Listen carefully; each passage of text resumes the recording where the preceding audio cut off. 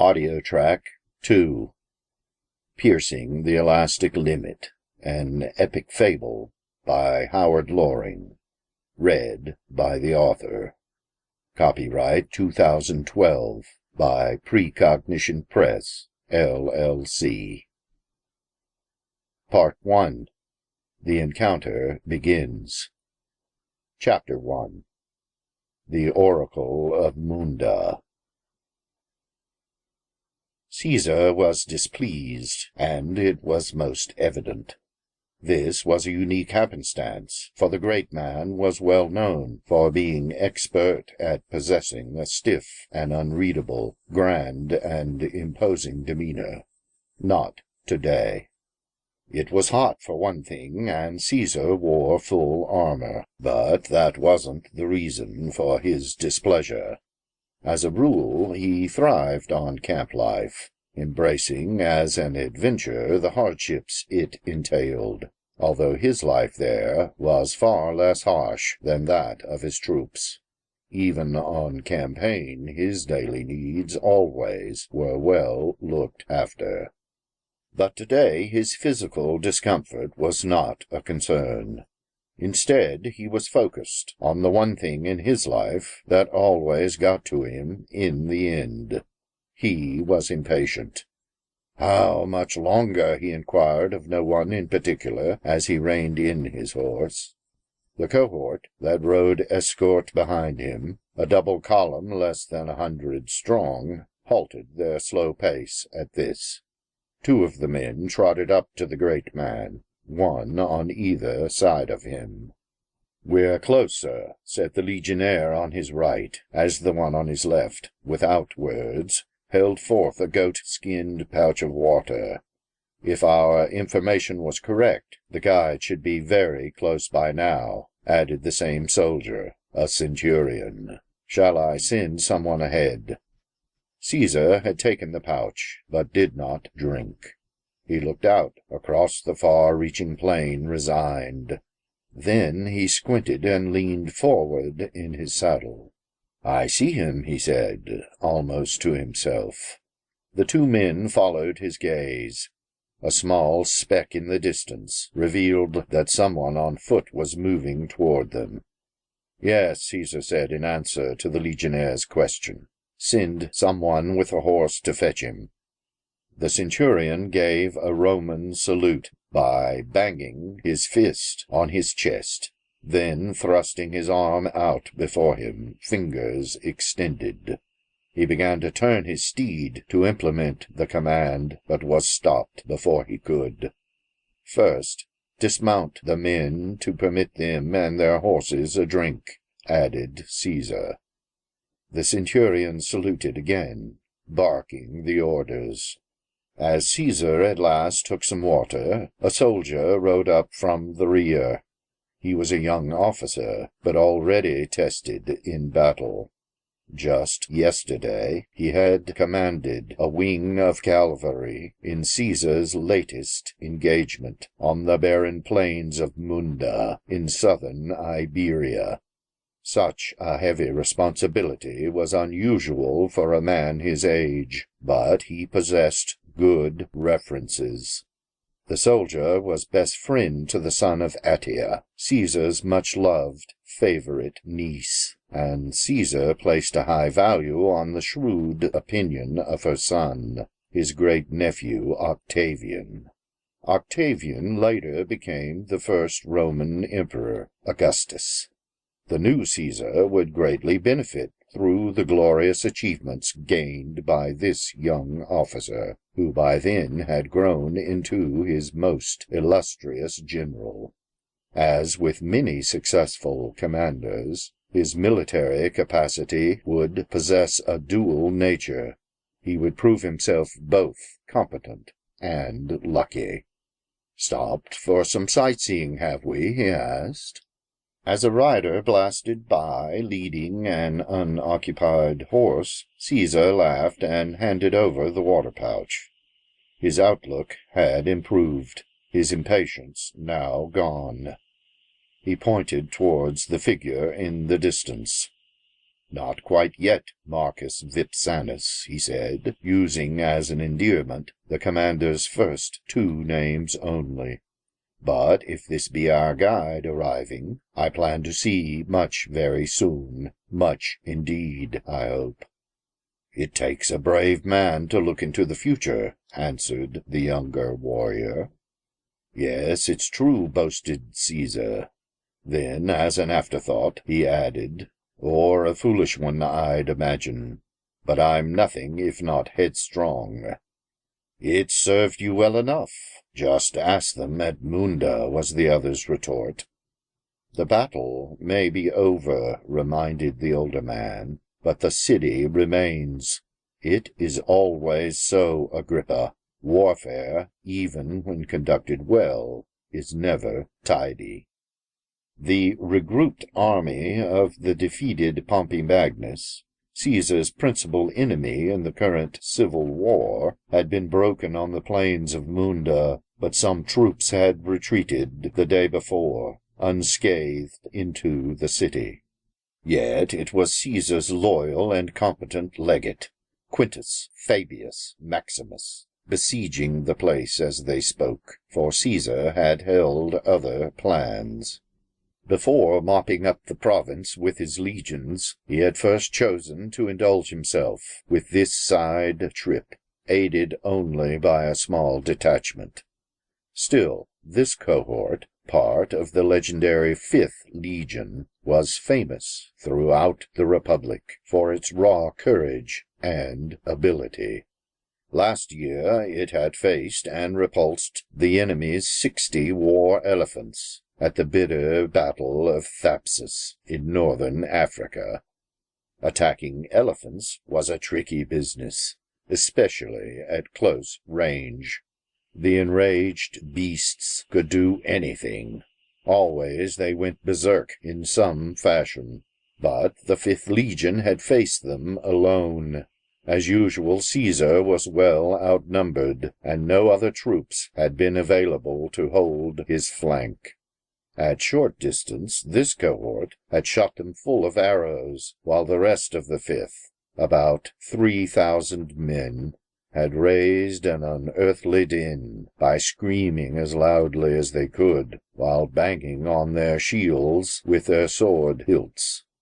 The wounded and terrified elephants had turned en masse and stomped their own troops.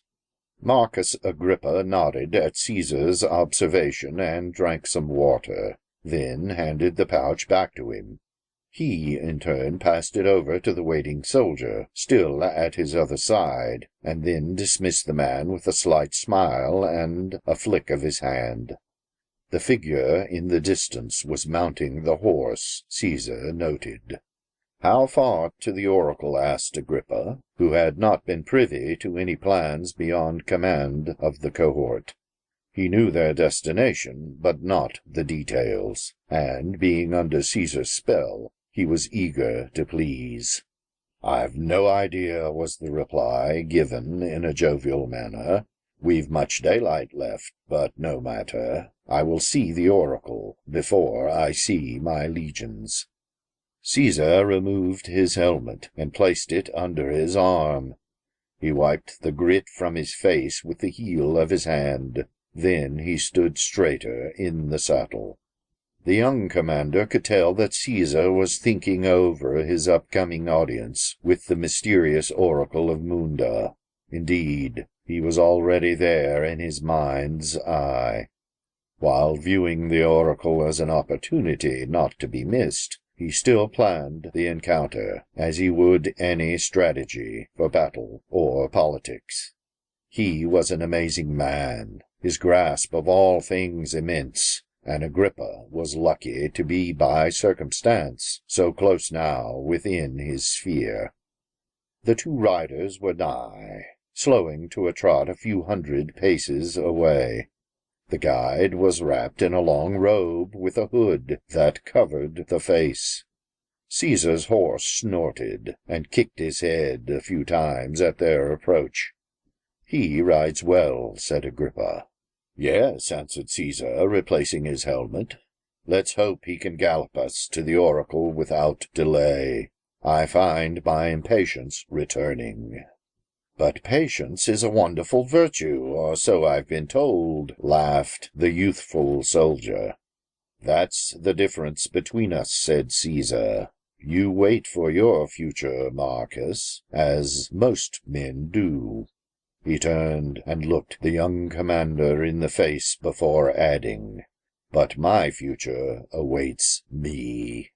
The great man then kicked his horse, the better to meet his future head-on. Marcus Vipsanus Agrippa watched as Caesar conversed with the newcomer. The three, Caesar, the hooded guide, and the legionnaire who had led the horse, were about 20 paces away, too far to hear what was being said. After a short interval, Caesar turned. "Centurion," he called out, and the soldier waiting behind Agrippa nudged his horse forward.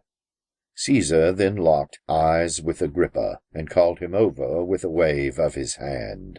The great man was smiling. "We're close, after all," Caesar announced, once the two trotted up. "Only a league or two away. Bivouac the men here and feed them well," he ordered the centurion. "I shall return tomorrow, after I've met with the oracle." The centurion, a hardened veteran who loved Caesar, nodded, saying, "Sir." But it was clear that he didn't think much of this idea. Yet his lesser station prevented him from questioning such a command. Instead, with a horrified face, he looked to the young commander for some sort of intervention. "Fear not, old comrade," Caesar said, and for emphasis he leaned over and patted the soldier's arm. "The guide will stand as hostage here, and Marcus Agrippa shall accompany me. All will be well." "Caesar," asked Agrippa, "must it be so?" He didn't think much of the idea either. "I fear the cohort will not understand such orders," he added. This caused Caesar to laugh. He knew his troops far better than this young man did. There was nothing they would deny him. Of that he was sure. "Place sentries as usual," Caesar said to his centurion, ignoring Agrippa's concern. "Where I go they cannot follow. I return tomorrow, have no doubt." "Yes, sir," was the legionnaire's swift answer, but still he didn't like it any. "And treat the guide well. She's not to be harmed in any way," ordered Caesar. "She," said Agrippa, looking to the hooded rider, whose face was still hidden. The guide pulled back the hood, and a pretty face was revealed. The young woman had deep crimson curls and pale skin, with great green eyes and high cheekbones. Not the usual for southern Spain, Agrippa knew. But why no escort, he asked of Caesar, even though he continued to look at the girl. She met his gaze. She smiled, but just a bit, as if amused. "It's forbidden," she answered in a soft voice. This made Agrippa laugh. "Forbidden," he snorted his contempt. "We're Romans. We need no permission." "Enough," stated Caesar. "Time waits for no man. I've made my decision, Marcus Agrippa." He nodded to the centurion, who knew his duty. The man first gave a sharp salute, and then bent to grab the harness of the guide's horse. He next led her away, while the other legionnaire followed a few paces behind. Agrippa watched her go, and, as her head turned to keep looking at him, her sly smile remained intact. At last she straightened and pulled up her hood. He had never met such a self-assured woman. Caesar, not to be held back, turned his horse. Agrippa pulled up beside him. The two cantered off towards whence the girl had come. "She hasn't bewitched you, has she?" Agrippa asked Caesar, only half joking. "Not at all," was his reply. "She merely explained the protocol involved. Yet the woman, with only a glance, seems to have cast quite a spell on you." "She's no native, that's for sure," said Agrippa. "Why should you trust her? It could be a trap, you know, one sprung by someone clever." "More clever than me?" asked Caesar with a pout. "Not a rousing vote of confidence, I'd say. I would have expected better from you, Marcus." They both laughed at this exchange. "So, where is it?" the young commander asked. "Only a few leagues ahead," Caesar answered with good cheer. "And a fine thing, too. I'm getting hungry." "I as well," Caesar agreed Agrippa. "But how do you know that they'll feed us?" "It's an oracle," lectured the great man. "Don't you see? How would an oracle not know we were hungry?" They laughed again and galloped away. The centurion left in charge ordered the supply wagon forward, and then sat the guide by it. No one approached her. After a bit she stretched prone on the ground between the wagon's wheels as if to sleep. Sentries were set, fires then started, and food was quickly cooked for the cohort. After this was accomplished, the centurion took the guide a bowl of hot gruel. Standing above her, he called out, but she did not answer him, and thinking her asleep, he bent down to shake her awake. But when he grabbed her robe, he found to his consternation that the garment was empty, and she gone.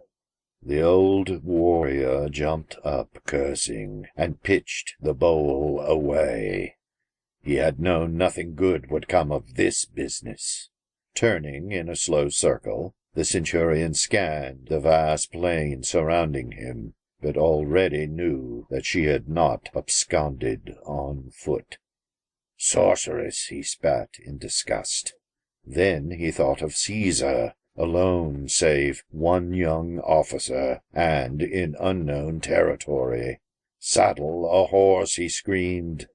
One was brought to him straight away, for on maneuvers some of the animals were kept in readiness at all times. He mounted, and took a second to scan the area again, this time from his higher vantage. He saw no one. "Set double sentries," he ordered his second in command, a large veteran with many scars across his face. "Send out pickets, but keep them in sight. There's witchery afoot." "I'm off for Caesar," he added. "Protect the cohort." He kicked the horse and shot out across the plain, in the direction that Caesar had taken. He rode the animal hard, at full gallop, till long after it had a full lather, and then slowed to a trot, hoping to get his wind up for another go. Instead, he saw something in the far distance, and slowed his mount again to a walk. This centurion was well versed in the arts of war. Even from such a long-range view, he recognized a large grouping of people, scattered somewhat, but clustered over all in one general area. He kept to a straight line, as the flat plain denied him any flanking maneuver, and veering off would just present a larger profile. He clumped ever closer, squinting all the way. After a few minutes, though, he pulled up, for he realized that he'd seen this same silhouette many times before. They were soldiers, and he knew it. Most were at leisure, with some sitting, some walking around the campfires, but many were tending a large group of horses off to one side. Now this was an interesting turn. The enemy was bottled up at Munda, but here was a substantial force, a cohort's number at least. Perhaps they were a local tribe, he thought, but this flew against the general opinion of things. Caesar had been assured the tribes had fled north in terror to escape the rampaging legions of Pompey the Great. The centurion nudged the steed once more, again into a walking pace. The animal's breathing was no longer labored, but still it was wet with sweat. Nevertheless, his horse seemed content to be on the move. Soon he noticed a few mounted men, pickets no doubt, trotting the camp's periphery, and he wondered how close he would come before they spied him. He was armed only with his sword, but that would have to do if things became sticky. Perhaps they wouldn't, one never knew, but it didn't matter. His duty compelled him forward, and he would die to carry it out if need be. The centurion had to find Caesar, in his mind to assure his safety, although he knew that the great man would scoff at such concern. Once he found him safe, he would report the mysterious disappearance of the guide. He knew Caesar might be displeased that he had left his post for such a fool's errand, but he would take that chance, betting Caesar would understand his position. Yet he never got the chance. At last the pickets saw him. First they clustered in the distance, talking things over, but soon enough 2 riders broke loose and headed his way. The centurion put his hand on his sword, but he didn't draw it just yet.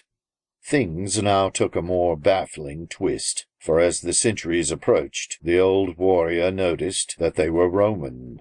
This made no sense. Before the battle on the plains, all of Pompey's troops had been accounted for, and Caesar's legions also were far away at Munda. Still, the soldier felt relieved as he kicked his horse into a gallop. If Caesar and Agrippa had come across this same group, perhaps they were still with them, or at least knew where they were. Perhaps, he thought, there was nothing to fear after all.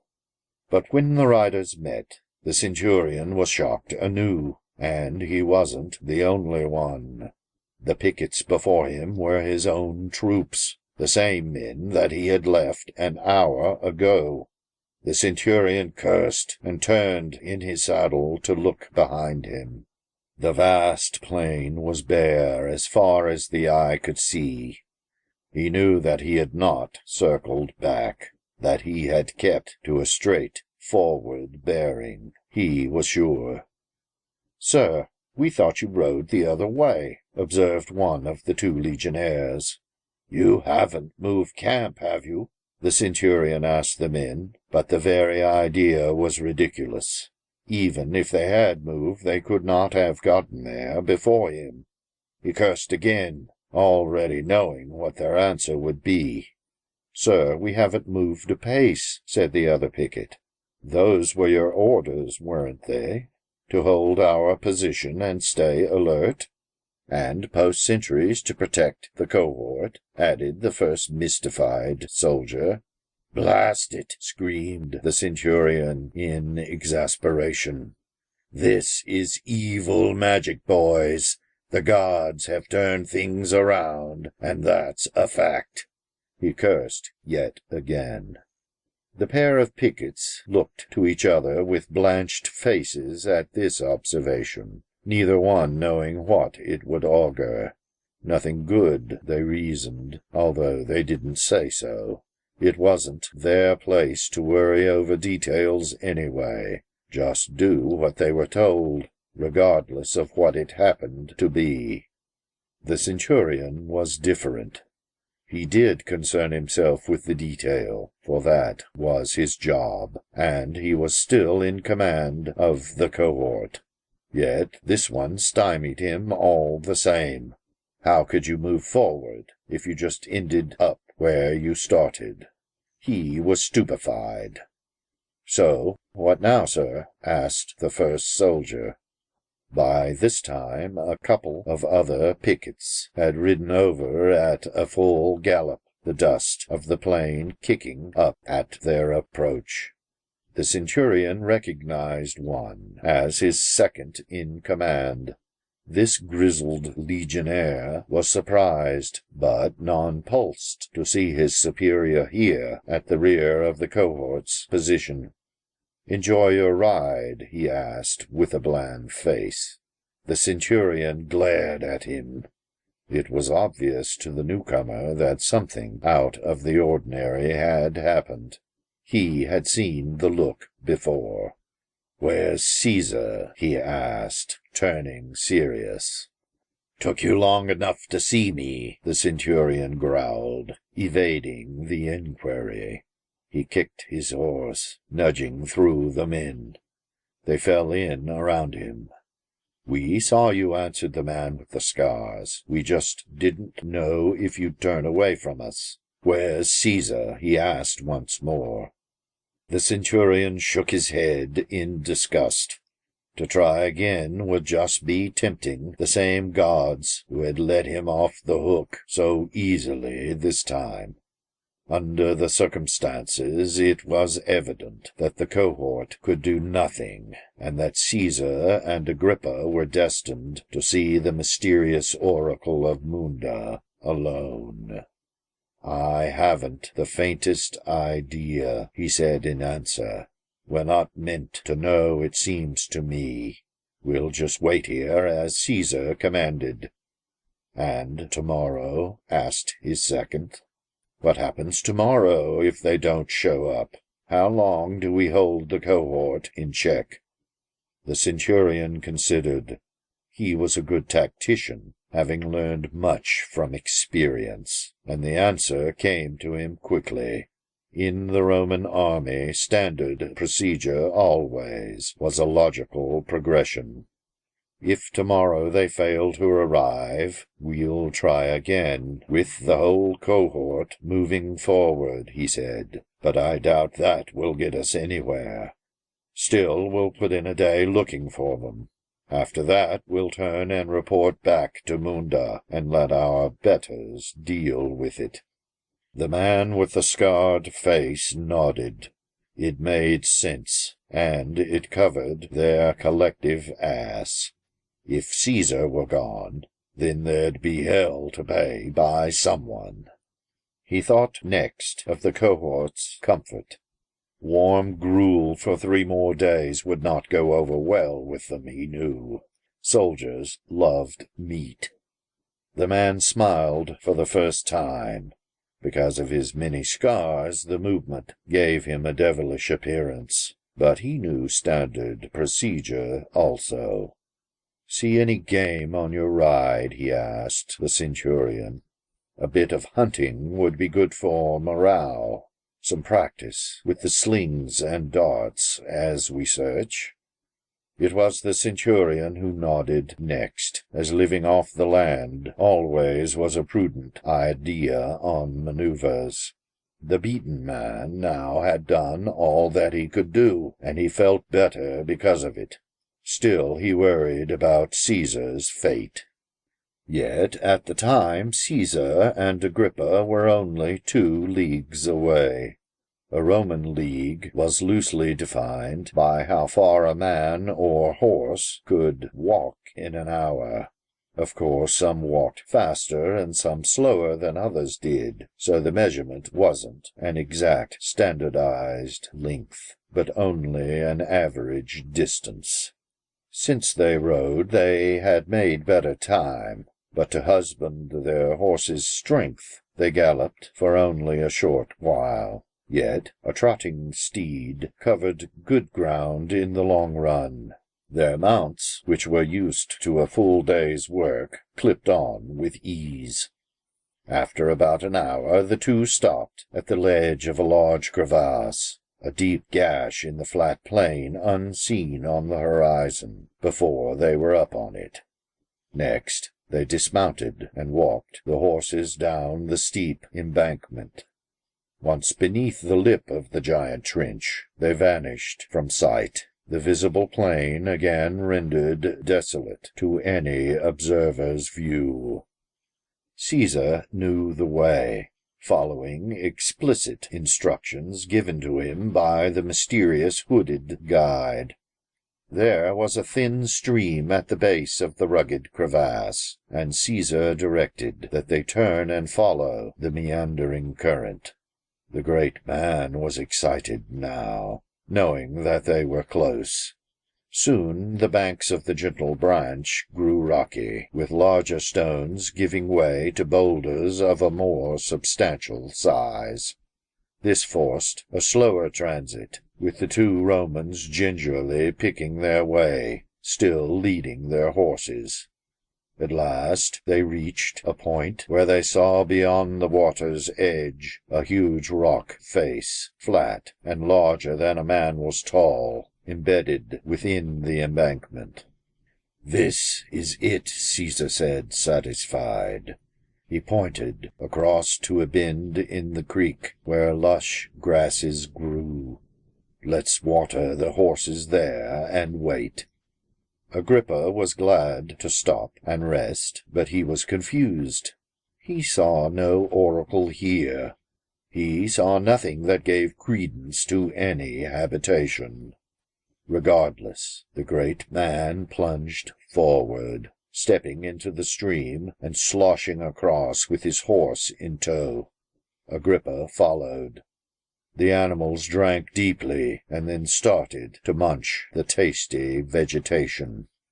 Caesar removed his helmet and sword and tossed them to the ground. He began to unbuckle his breastplate, but was having trouble. His aides usually accomplished the task, whilst he just stood there with outstretched arms. "Is that wise?" asked Agrippa. The setting was pleasant enough, but unknown, and he was a good soldier. Appearances could be deceiving. Caesar laughed for the first time in an hour. At last he managed the buckles, and his armor broke away. He tossed it to the ground as well. "We're in no danger, Marcus," he said, staring at the water. "We'd be dead already if that were the case." And then, "Should I bathe before my audience?" Agrippa was tired, and his feet hurt from stomping the rocky trail. He sat down on a boulder with his back to the rock slab, and removed his own helmet. Yet he didn't take off his armor, and kept his hand on his sword hilt. "I don't know," was his dry reply. "I'm ignorant of the proper protocol, you'll remember. I'm not the one who talked it over with the girl." "It's simple," said Caesar, amused. "We just wait." "Wait," said Agrippa, unbelieving. "Wait here? But there's nothing here.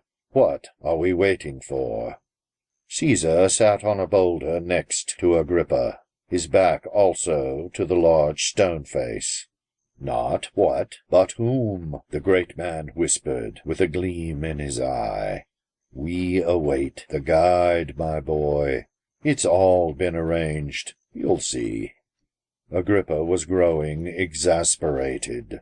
This was not a good thing, considering it was Caesar who was exasperating him. He was past weary of speaking in riddles, and wanted some straight answers. "Another guide?" the bewildered commander asked, but Caesar did not reply. "No," said a voice from across the stream. Both men turned, and saw on the other side of the water the girl they had left with the cohort. Agrippa cursed, and jumped up, drawing his sword. The girl now wore a peasant's dress in lieu of her long robe, but she still smiled the same sly smile. "Not another," she continued, "and never another. It has always been so. I am the only guide there is to the powerful oracle of Munda." Caesar, while grinning widely, clapped his hands a few times and then stood. "Wonderful, my dear," he said to her. "I didn't think you could do it. My centurion must be fit to be tied." The younger man was dumbfounded. The Romans had gotten here only through heavy exertion, but she had just appeared out of nowhere. Yet it seemed the joke was on him, for Caesar was unsurprised by her arrival. Caesar took pity on his companion, and reaching over he touched Agrippa's shoulder, saying, "No need of that, Marcus. Put the sword away." At first Agrippa didn't obey this command, for as a soldier he felt better in any unknown situation holding on to his weapon. Then his fierce stance, under these bizarre circumstances, seemed ludicrous. He replaced the sword, the hilt kissing his scabbard with a sharp concussion. "Where's the damn oracle?" he hissed at the girl standing across the stream. In answer she pointed behind them. They turned. The large rock face now held a dark opening, an arched portal, an entryway beckoning. "Ah," marveled Caesar, "I'd have never thought that." "This is madness, Caesar," cried Agrippa. "Who knows what dangers may lurk beyond such a hell-hole? We'd be insane to enter." "Not we, Marcus," said the great man. "I go only. The guide, as I said before, will stand as hostage in my stead, but now here with you." "Caesar, no," bellowed Agrippa, horrified by the idea. "I go where you go. It must be so." Caesar shook his head. It would not be so. He would meet his future alone. "All will be well," he tried to reassure him, and then he changed the subject. "Why don't you relax with a bath?" he said, pointing to the stream. And then he added, "Perhaps if you're nice, she'll scrub you down." Marcus Agrippa was not amused, but Caesar would not be held. He stepped to the entrance and entered without looking back. A second later the hole disappeared, and the rock face returned as before. Agrippa ran to the giant slab and placed his palms flush against it. Here was solid stone, and there was no doubting it. This entire episode was beyond belief, he thought, but the surprises were not over yet. When he turned about, the girl was gone.